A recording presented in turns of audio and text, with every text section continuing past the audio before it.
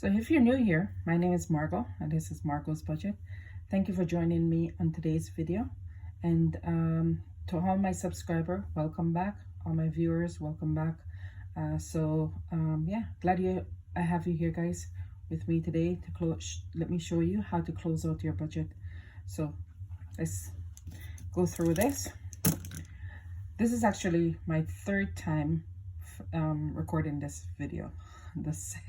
The few times my lighting went, then my storage was full, and so yeah, so I had to redo the sheet again. Third time I redid it, and hopefully will be successful this time around, so bear with me. So okay, so we're gonna come back to the income in just a little bit. But so let's just go through our bills and our expenses and our savings and debt, right? So these are my fixed expenses. Most of the time they don't change. So so my Bell internet actually all of these bills already come out of my account. So that was $84.45. My car insurance was $240.75. Car payment was $547.80. Amazon Prime $11.29. My son's phone bill was $38.42. Netflix was $18.63, and my Toronto Hydro was $137.17. I'm just gonna move some binders here so I can make more space. Sorry guys, almost knocked over the tripod. Okay, so everything's the same. So the total is $1,076.51.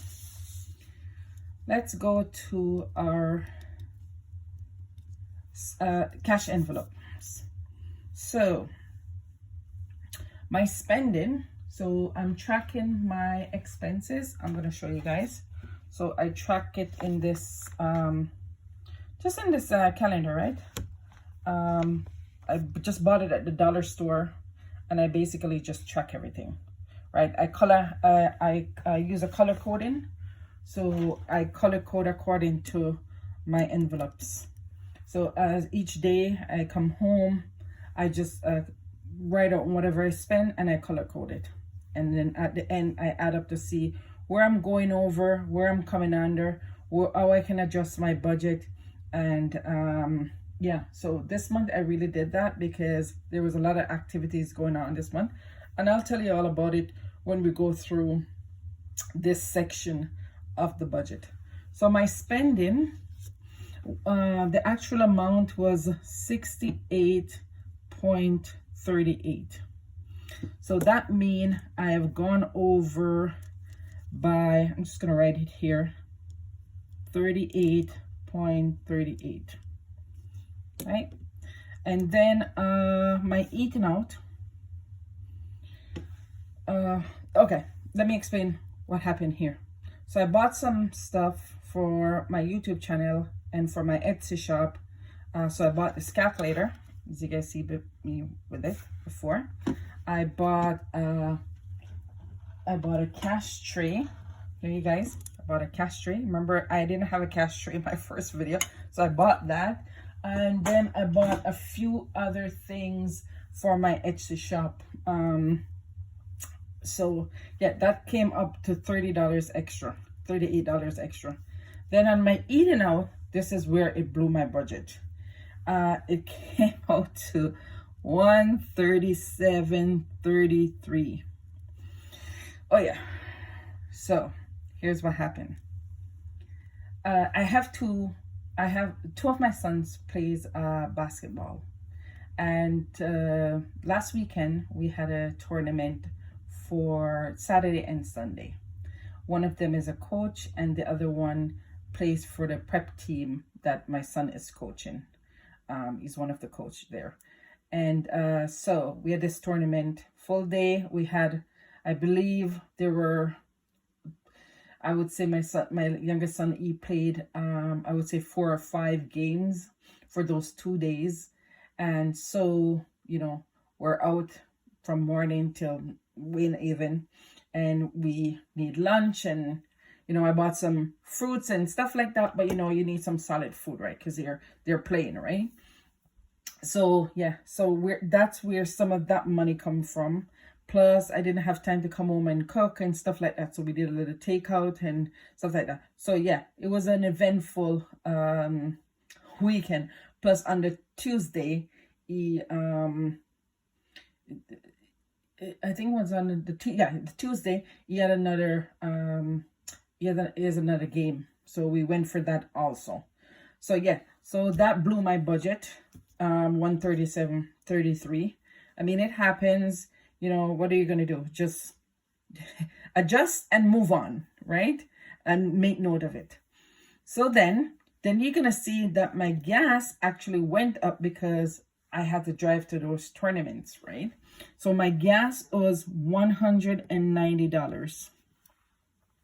So I went over by, okay, so this one I went over 107.33, and then this one I went over by $70.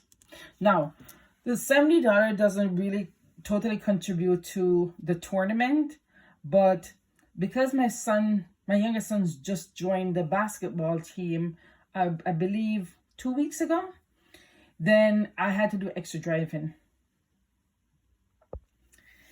Hi guys, I don't know what happened here. I was recording and then a call came in. I don't know, it for some reason my video stopped, but let's pick up where I left off.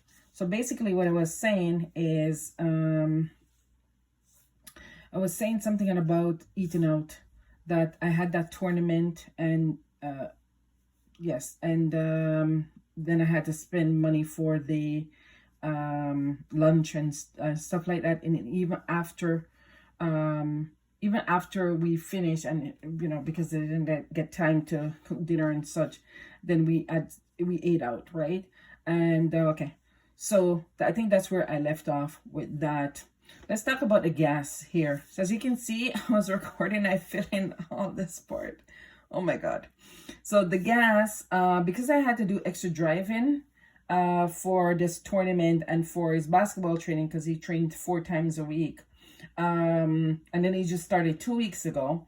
I didn't basically have that in the budget, so that's why you see that amount went up by the $190, which is $70 extra.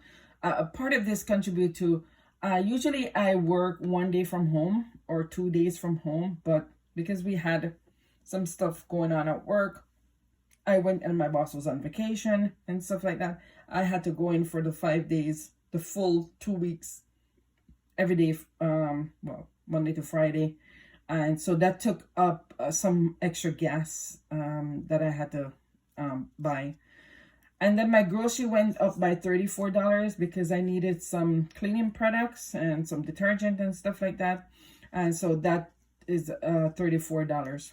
In total, when I add these up, it comes to $579.71, which is over budgeted amount of $249.71. I mean, what are you gonna do? It is life. This is what happened with your budget. Something can just throw you a curveball, and then you know, you just have to adjust, right? And that hopefully you have the funds, like the, you know, some emergency fund or some sinking fund. By the way, I love sinking fund, by the way. And because you know what, that's what they're there for. They're there to help you out in a situation when you get thrown you know, a curveball like such, right?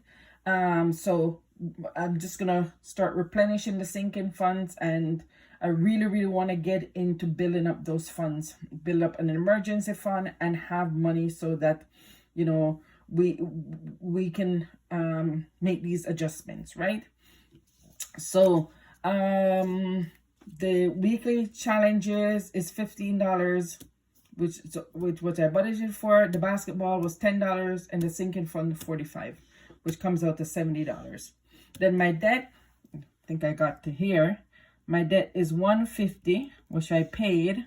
So that's $150. So we're gonna, as we said, we're gonna come back to the actual amount. So when I look at my, let's go to the bottom here, at the summary page. So my my fixed expense is $1076.51. The cash envelope is $579.71.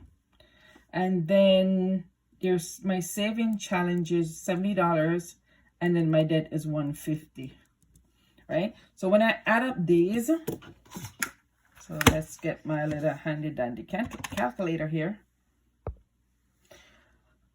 It's 1076.51 plus 579.71 plus $70 plus 150. So that is my budget, I would say my income plus my rollover. So let's do it like this.